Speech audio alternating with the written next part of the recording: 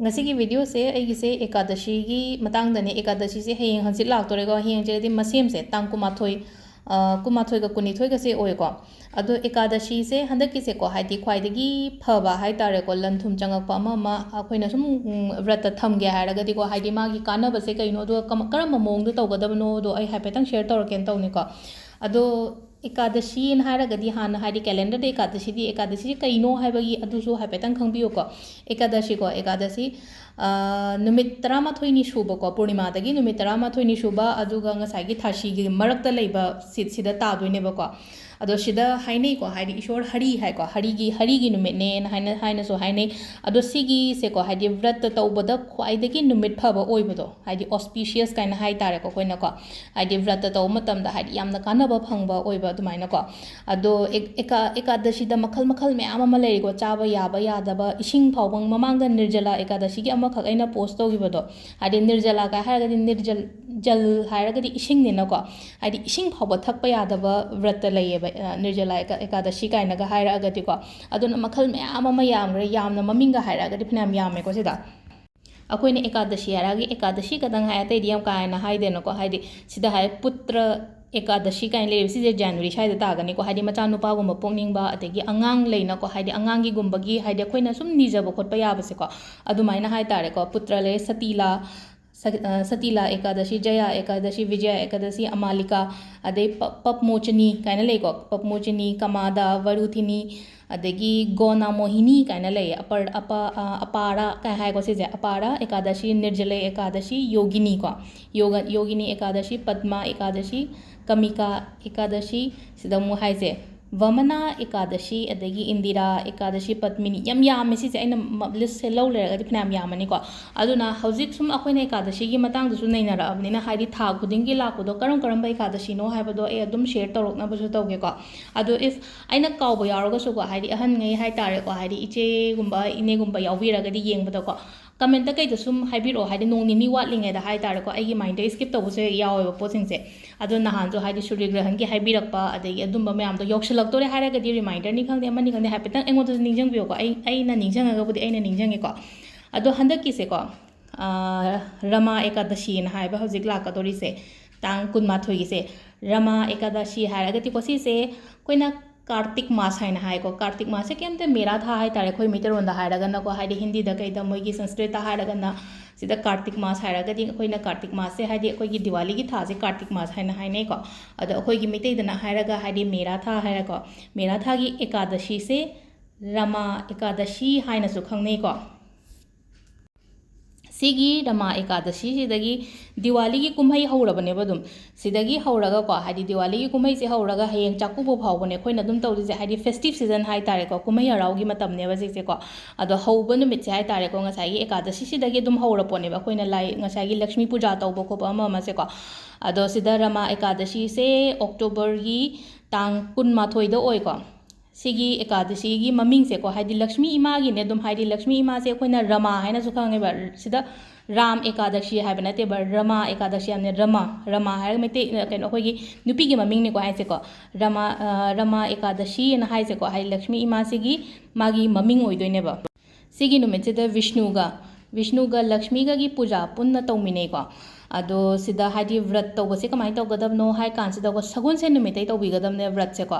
व्रत से अखोइना व्रत तौबगी आई नियम सु हाइपेतंग सु हाइरमगे को मयाम दा हाइदि अहन ngei व्रत तौनिंगबा लेरगा सु नत्रगा हाइदि अंगांग नुपिमचा ओइरो नत्रगा अखोइना सुम कैनोमा हाइदि मौ अखोइगी नौरिबा मौगुम्बा सु लेना को नंगना अनिंगबा अपाम्बा अमा लेरगा दि नंग सि तौबिबा याइ को सिगी अखोइगी हंदकी रमा एकादशी की व्रत से अदो कोई अमुक खना बयाय भाई कईदौबगी रमा एकादशी व्रत से तौदोइनो हाइ कांसिदा को मही अम चावबा सिगी रमा एकादशी की व्रत से को हाइदि सिदा अखोइना मिगोंदा लानखिबा नत्रगा अइना कैनोमा तौगिबा फत्तबा कैनोमा तौगिबा लेरगा जो हाइदि पाप को ए जो हाइने को क्वाइ फर्स्ट नंबर 1 दा हाइदि पाप को ए अमा हायनो को अदुगा नंबर 2 दा नको हाइदि लक्ष्मी इमा की बोर्ड दगी हाइ तारे को लक्ष्मी इमा की ब्लेसिंग्स दगी लाइफ दा प्रॉब्लम लैतबा हाइ तारे को हाइदो लाइफ दा मागी नंगी लाइफ दा प्रॉब्लम ला ओइदबा ꯑꯗꯣ ꯁꯤꯒꯤ ꯕ꯭ꯔꯠ ꯃꯅꯨꯡꯁꯤꯗꯀꯣ ꯍꯥꯏꯗꯤ ꯁꯤꯗꯀꯣ ꯃꯣꯏꯅ ꯀꯊꯥ ꯍꯥꯏꯀꯣ ꯀꯊꯥꯁꯦ ꯀꯩꯝ ꯅꯠꯇꯦ ꯑꯩꯈꯣꯏꯅ ꯋꯥꯔꯤ ꯇꯥꯗ꯭ꯔꯥ ꯑꯩꯈꯣꯏꯅ ꯀꯩꯅꯣꯝꯃ ꯇꯧꯕ ꯃꯇꯝꯗ ꯍꯥꯏꯗꯤ ꯋꯥꯔꯤ ꯇꯥꯕꯁꯦ ꯆꯠꯅꯕꯅꯦ ꯑꯗꯨꯝ ꯍꯥꯏꯗꯤ ꯂꯥꯏꯒꯤ ꯀꯩꯅꯣꯝꯃ ꯑꯩꯈꯣꯏꯅ ꯑꯍꯟꯉꯩ ꯍꯥꯏꯗꯤ ꯕꯥꯃꯣꯟꯉꯩ ꯀꯧꯔꯒ ꯍꯥꯏꯗꯤ ꯋꯥꯔꯤꯒꯨꯝꯕ ꯂꯤꯍꯜꯂꯒ ꯑꯍꯟ ꯑꯣꯏꯔꯒꯗꯤ ꯋꯥꯔꯤꯁꯦ ꯇꯥꯏꯅꯀꯣ ꯋꯥꯔꯤ ꯇꯥꯕ ꯍꯥꯏꯁꯦ ꯋꯥꯔꯤ ꯂꯤꯕ ꯋꯥꯔꯤ ꯇꯥꯕ ꯍꯥꯏꯁꯦ ꯀꯊꯥ ꯍꯥꯏꯕꯅꯦꯕꯀꯣ ꯍꯥꯏꯗꯤ ꯋꯥꯔꯤ ꯇꯥꯕꯤꯌꯨ ꯍꯥꯏꯕ ꯁꯥꯏ ꯀꯥꯟꯁꯤꯗꯀꯣ ꯑꯗꯣ ꯋꯥꯔꯤꯁꯦ ꯑꯩ ꯂꯤꯁꯤꯔꯗꯤ ꯈꯜꯂꯤꯀꯣ ꯍꯥꯏꯗꯤ ꯒ꯭ꯔꯨꯞꯀꯨꯝꯕ ꯑꯃ ꯁꯦꯝꯃꯒ ꯒ꯭ꯔꯨꯞꯀꯨꯝꯕ ꯑꯃ ꯁꯦꯝꯕ ꯍꯥꯏꯔꯒꯗꯤ ꯑꯍꯟꯉꯩ ꯄꯨꯜꯂꯒ ꯍꯥꯏꯇꯥꯔꯦ ꯒ꯭ꯔꯨꯞꯀꯨꯝꯕ ꯋꯥꯆꯞ ꯒ꯭ꯔꯨꯞ ꯑꯃ ꯁꯦꯝꯃꯒ ꯍꯥꯏꯗꯤ ꯖꯨꯝꯗ ꯀꯩꯗ ꯍꯥꯏꯇꯥꯔꯦꯀꯣ ꯁꯤꯒꯤ ꯋꯥꯔꯤ ꯇꯥꯃꯤꯟꯅꯕ ꯍꯥꯏꯗꯤ ꯑꯩ ꯏꯁꯥꯃꯛꯁꯨ ꯐꯥꯁꯇꯤꯡ ꯊꯝꯗꯣꯏꯅꯤꯅ ꯑꯗꯣ ꯉꯁꯥꯏꯒꯤ ꯑꯩꯈꯣꯏꯅ ꯇꯧꯗꯣꯔꯤꯕ ꯒ꯭ꯔꯨꯞꯇꯣ ꯍꯥꯏꯇꯥꯔꯦꯀோ ꯑꯗꯨ ꯁꯦꯝꯗꯣꯔꯤꯕ ꯒ꯭ꯔꯨꯞꯇꯣ ꯅꯨꯃꯤꯠꯇꯨꯒꯤ ꯅꯣꯡ ꯅꯤꯅꯤꯗꯨꯒꯤ ꯑꯣꯏꯅ ꯍꯥꯏꯇꯥꯔꯦꯀꯣ ꯁ꯭ꯄꯦꯁꯦꯜ ꯏꯟꯁꯇ꯭ꯔꯛꯁꯟꯁ ꯑꯃꯁꯨ ꯄꯤꯔꯅꯤꯅ ꯃꯌꯥꯝꯗ ꯍꯥꯏꯗꯤ ꯁꯤ ꯇꯧꯑꯣ ꯁꯤ ꯇꯧꯑꯣ ꯊꯋꯥꯏ ꯌꯥꯎꯕ ꯃꯤꯉꯩꯒꯤꯅꯤꯀꯣ ꯍꯥꯏꯗꯤ ꯂꯣꯏꯅꯃꯛꯀꯤ ꯅꯠꯇꯦꯀꯣ ꯇꯁꯦꯡꯅ ꯇꯧꯒꯦ ꯍꯥꯏꯕ ꯃꯤꯉꯩ ꯑꯩꯒꯤ ꯅꯝꯕꯔꯒꯨꯝꯕ ꯂꯩꯕꯤꯔꯒꯗꯤ ꯍꯥꯟꯅ ꯑꯩꯉꯣꯟꯗ ꯑꯩꯒ ꯋꯥꯔꯤ ꯁꯥꯈꯤꯕ ꯈꯣꯠꯈꯤꯕ ꯂꯩꯔꯒꯗꯤ ꯄꯔꯁꯅꯦꯜ ꯃꯦꯁꯦꯁꯀꯨꯝꯕ ꯊꯥꯕꯤꯔꯛꯄ ꯌꯥꯏꯀꯣ ꯍꯥꯏꯗꯤ ꯒ꯭ꯔꯨꯞ ꯇꯣꯉꯥꯟꯅ ꯁꯦꯝꯁꯦ ꯁꯤꯒꯤ ꯑꯗꯨꯒ ꯐꯖꯅ ꯀꯃꯥꯏꯅ ꯇꯧꯁꯤꯒꯦꯗꯣ ꯅꯤꯌꯣꯝꯗꯣ ꯆꯨꯝꯅ ꯑꯩ ꯐꯖꯅ ꯍꯥꯏꯗꯤ ꯃꯌꯥꯝꯗ ꯇꯥꯛꯂꯛꯄꯗꯨꯒ ꯍꯥꯏꯗꯤ ꯑꯃꯨꯛ ꯐꯖꯅ ꯒ꯭ꯔꯨꯞꯇꯨꯗ ꯍꯥꯏꯇꯥꯔꯦꯀꯣ ꯇꯁꯦꯡꯅ ꯇꯧꯒꯦ ꯍꯥꯏꯕ ꯃꯤꯉꯩꯒꯤꯗꯤ ꯑꯩ ꯐꯖꯅ ꯑꯃꯨꯛ ꯇꯥꯛꯂꯛꯀꯦꯕ ꯑꯃꯨꯛ ꯒ꯭ꯔꯨꯞꯀꯨꯝꯕ ꯑꯃ ꯁꯦꯝꯃꯒꯀꯣ ꯑꯗꯨꯅ ꯍꯥꯏꯗꯤ ꯃꯦꯁꯦꯁ ꯊꯥꯕꯤꯔꯛꯑꯣꯀꯣ ꯍꯥꯏꯗꯤ ꯁꯤꯒꯤ ꯃꯇꯥꯡ ꯈꯇꯪꯒꯤ ꯑꯣꯏꯅ ꯑꯇꯩꯒꯤ ꯅꯠꯇꯕ ꯑꯗꯣ ꯒ꯭ꯔꯨꯞ ꯁꯦꯝꯃꯦ ꯐꯔꯦ ꯁꯦꯝꯗ꯭ꯔꯦ ꯐꯔꯦꯀೋ ꯑꯗꯣ ꯑꯩ ꯃꯌꯥꯝꯒꯤ ꯑꯣꯏꯅ ꯑꯃꯨꯛꯀꯁꯨ ꯍꯥꯏꯇꯥꯔꯦꯀꯣ ꯐꯖꯅ ꯑꯃꯨꯛ ꯏꯟꯁꯇ꯭ꯔꯛꯁꯟꯁꯕꯨꯗꯤ ꯄꯤꯔꯝꯒꯦꯀꯣ ꯑꯗꯣ ꯀꯃꯥꯏꯅ ꯇꯧꯒꯗꯒꯦꯗ ꯁꯒꯣꯜꯁꯦꯟ ꯅꯨꯃꯤꯠꯁꯦꯀꯣ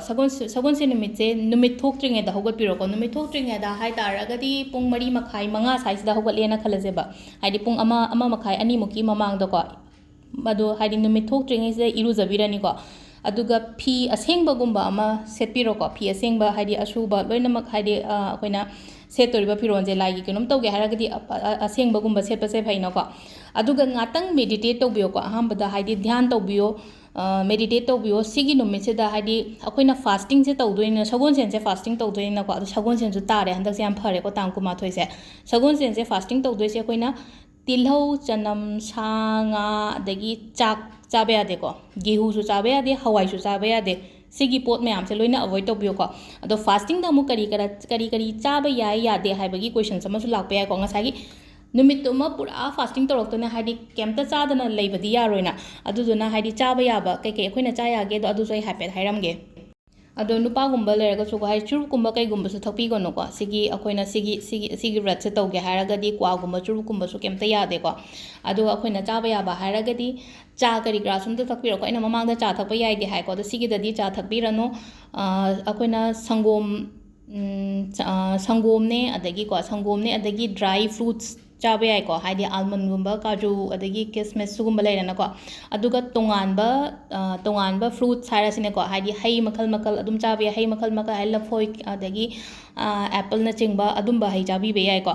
ꯑꯗꯨꯒ ꯑꯩꯈꯣꯏꯀꯣ ꯁꯥꯕꯨꯗꯅꯥꯗꯤ ꯊꯣꯛꯄꯅꯦ ꯃꯅꯤꯄꯨꯔꯗꯀꯣ ꯁꯥꯕꯨꯗꯅꯥꯁꯦ ꯂꯩꯕꯤꯌꯨꯀꯣ ꯁꯥꯕꯨꯗꯅꯥꯒꯤ ꯍꯥꯏꯗꯤ ꯈꯤꯆꯔꯤꯒꯨꯝꯕ ꯍꯧꯕꯒꯤ ꯔꯦꯁꯤꯄꯤ ꯂꯩꯕꯅꯦ ꯍꯥꯏꯗꯤ ꯇꯣꯉꯥꯟꯕꯀꯣ ꯑꯗꯨꯝ ꯒꯨꯒꯜꯗ ꯀꯩꯗ ꯆꯦꯛ ꯇꯧꯒꯦꯁꯨ ꯇꯧꯕꯤꯌꯣ ꯅꯠꯇ꯭ꯔꯒ ꯁꯥꯕꯨꯗꯅꯥꯒꯤ ꯀꯩꯅꯣ ꯑꯩꯈꯣꯏꯒꯤ ꯈꯦꯔꯒꯨꯝꯕ ꯍꯧꯔꯁꯨ ꯌꯥꯏꯀꯣ ꯁꯪꯒꯣꯝꯒ ꯆꯤꯅꯤꯒ ꯍꯥꯞꯄꯗꯨꯗꯤ ꯀꯩꯁꯨ ꯑꯗꯨꯒ ꯁꯤꯗ ꯇꯟꯗꯤ ꯍꯧꯕ ꯌꯥꯏꯕ ꯍꯥꯏꯗꯤ ꯃꯣꯏꯅꯀꯣ ꯍꯥꯏꯗꯤ ꯑꯃ ꯂꯩꯌꯦꯀꯣ ꯍꯥꯏꯗꯤ ꯑꯥꯇꯥꯁꯦ ꯀꯨꯠꯇꯨ ꯍꯥꯏꯅ ꯑꯃ ꯂꯩꯌꯦꯕꯀꯣ ꯑꯗꯣ ꯑꯩꯈꯣꯏ ꯃꯅꯤꯄꯨꯔꯗꯗꯤ ꯐꯪꯗꯕꯅꯦ ꯑꯗꯨꯗꯨꯅ ꯍꯥꯏꯗꯤ ꯁꯤ ꯂꯣꯏ ꯇꯣꯛꯄꯤꯔꯣ ꯑꯩꯅ ꯍꯧꯖꯤꯛ ꯍꯥꯏꯕ ꯁꯪꯒꯣꯝꯅꯦ ꯐ꯭ꯔꯨꯠꯁꯅꯦ ꯑꯗꯒꯤ ꯁꯥꯕꯨꯗꯅꯥꯗꯣ ꯑꯗꯨ ꯇꯧꯕꯤꯔꯣ ꯑꯗꯨꯒ ꯑꯃꯅ ꯁꯒꯣꯜꯁꯦꯟ ꯅꯨꯃꯤꯠꯁꯤꯗꯀꯣ ꯂꯩꯇꯕ ꯂꯥꯏꯔꯕꯒꯨꯝꯕꯗ ꯍꯥꯏꯗꯤ ꯐꯤꯗꯤꯡ ꯍꯥꯏꯇꯥꯔꯦꯀꯣ ꯍꯥꯏꯗꯤ ꯑꯗꯨꯝꯕ ꯄꯤꯖꯕꯒꯨꯝꯕ ꯅꯠꯇ꯭ꯔꯒ ꯅꯪꯅ ꯀꯩꯅꯣꯝꯃ ꯂꯩꯔꯒ ꯄꯤꯕꯤꯕꯒꯨꯝꯕ ꯑꯗꯨꯃꯥꯏꯅ ꯇꯧꯕꯤꯕ ꯌꯥꯏꯀꯣ ꯗꯥꯟ ꯗꯣꯅꯦꯁꯟ ꯆꯦꯔꯤꯇꯤ ꯍꯥꯏꯇꯥꯔꯦꯀꯣ ꯑꯗꯨꯃꯥꯏꯅ ꯑꯃ ꯂꯩꯌꯦ ꯑꯗꯨꯒ ꯆꯦꯟꯇꯤꯡ ꯁꯣꯟꯕ ꯌꯥꯏꯀꯣ ꯆꯦꯟꯇꯤꯡꯁꯦ ꯀꯃꯥꯏꯅꯅꯣ ꯍꯥꯏ ꯃꯇꯝꯁꯤꯗꯀꯣ ओम नमो सिदा हाइको ओम नमो भगवते वासुदेवाय आई सिदा इबुदी इरकेको हाइदि सिसे ओम नमो भगवते वासुदेवाय से मथक सिदा इरा हजिके आइना इरिबा मंत्र आइना हाइकिबा मंत्रोदो हाइदिको अदुम अखोइना हाइदि ngamiंगे अदुम सिगी नुमितसिदा अखोइना चैंटिंग तौबा याइको सिगी मंत्र से अदो ngसाइगी अखोइना लाई लाटपो खोपदो ngसाइ इन हाइदोको हाइदि लक्ष्मी ने अदगी विष्णु गसे पुलब हाइदि फोटो अमा चामथोगा अदुम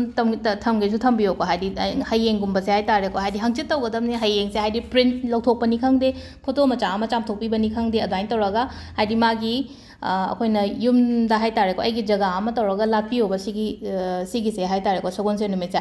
अदुगा मथंगी नुमित फ्राइडे सिदा व्रत हांगदा अदो अखोइना अयुकी व्रत काइथोकपसे अयुकी लाइ खोइरमनिना मथंगी इराइगी नुमितसिदा अखोइना लाइ खोइरमनि अदुगा लाइ खोइरमबगी मतमसेको अयुकी पुंग 3:30 अयुकी पुंग 3:30 निपानगा मिनिट 45 को सी फावबगी मनुंगसिदा हाइदि अखोइना सिदा पूजा तौबिरो अदुगाको अदुम अइना चागदबा पोतो हाइतारेको चागदबा पोतो नेक्स्ट डे सुसु आई हाइरगदिको ꯅꯣꯟ ꯚꯦꯖ ꯆꯥꯕꯤꯒꯅꯨꯀꯣ ꯃꯊꯪꯒꯤ ꯅꯨꯃꯤꯠꯇꯁꯨ ꯍꯥꯏꯗꯤ ꯏꯔꯥꯏ ꯅꯨꯃꯤꯠꯁꯦ ꯍꯥꯏꯗꯤ ꯉꯁꯥꯏꯒꯤ ꯑꯦꯀꯥꯗꯁꯤꯒꯤ ꯅꯨꯃꯤꯠꯇꯤ ꯑꯗꯨꯁꯨ ꯍꯥꯏꯅꯩꯅꯀꯣ ꯑꯗꯨꯗꯨꯅ ꯑꯗꯨ ꯅꯨꯃꯤꯠꯇꯁꯨ ꯆꯥꯕꯤꯒꯅꯨ ꯑꯗꯨꯒ ꯍꯣꯏ ꯊꯔꯁꯗꯦꯕꯨꯗꯤ ꯍꯥꯏꯗꯤ ꯀꯣꯛ ꯇꯨꯝꯒꯅꯣ ꯍꯥꯏꯔꯕꯅꯤꯅ ꯀꯣꯛꯄꯨꯗꯤ ꯇꯨꯝꯃꯔꯣꯏꯀꯣ ꯊꯔꯁꯗꯦꯁꯦ ꯑꯗꯨꯒ ꯐ꯭ꯔꯥꯏꯗꯦꯁꯨ ꯑꯦꯀꯥꯗꯁꯤ ꯅꯨꯃꯤꯠꯀꯨꯝꯕꯁꯦ ꯌꯥꯔꯤꯉꯩ ꯀꯣꯛ ꯇꯨꯝꯕꯤꯒꯅꯨ ꯑꯗꯨꯅ ꯌꯨꯝꯖꯀꯩꯁꯥ ꯍꯌꯦꯡꯁꯦ ꯀꯣꯛꯀꯨꯝꯕ ꯇꯨꯝꯊꯣꯛꯄꯤꯍꯧꯔꯣ ꯅꯨꯃꯤꯠ ꯅꯤꯅꯤꯗꯣ ꯍꯥꯏꯗꯤ ꯀꯣꯛ ꯂꯨꯗꯅꯕꯒꯤꯗꯃꯛꯇ ꯍꯥꯏꯇꯥꯔꯦꯀꯣ ꯁꯤꯗ ꯁꯒꯣꯜꯁꯦꯟꯁꯨꯅꯦ ꯑꯗꯒꯤ ꯏꯔꯥꯏꯅꯦ ꯍꯥꯏꯗꯤ ꯀꯣꯛ ꯂꯨꯕꯤꯔꯅꯨ ꯑꯗꯨꯅ ꯋꯦꯅꯁꯗꯦ ꯅꯨꯃꯤꯠꯁꯤꯗ ꯀꯣꯛ ꯂꯨꯒꯗꯕ ꯈꯣꯠꯀꯗꯕ ꯂꯩꯔꯒꯗꯤ ꯑꯗꯨꯅ ꯂꯣꯏ ꯇꯧꯊꯣꯛꯄꯤꯔꯛꯑꯣꯀꯣ ꯑꯗꯨꯃꯥꯏꯅ ꯇꯧꯔꯒ ꯍꯥꯟꯅ ꯍꯥꯏꯗꯤ ꯅꯨꯃꯤꯠꯇꯨꯗ ꯇꯧꯕꯤꯗꯕ ꯑꯗꯣ ꯁꯤꯗ ꯂꯩꯔꯦꯀꯣ ꯁꯤꯗ ꯑꯩꯅ ꯈꯔ ꯍꯥꯏꯐꯦꯠꯇꯤ ꯁꯦꯌꯔ ꯇꯧꯔꯦ ꯃꯌꯥꯝꯗ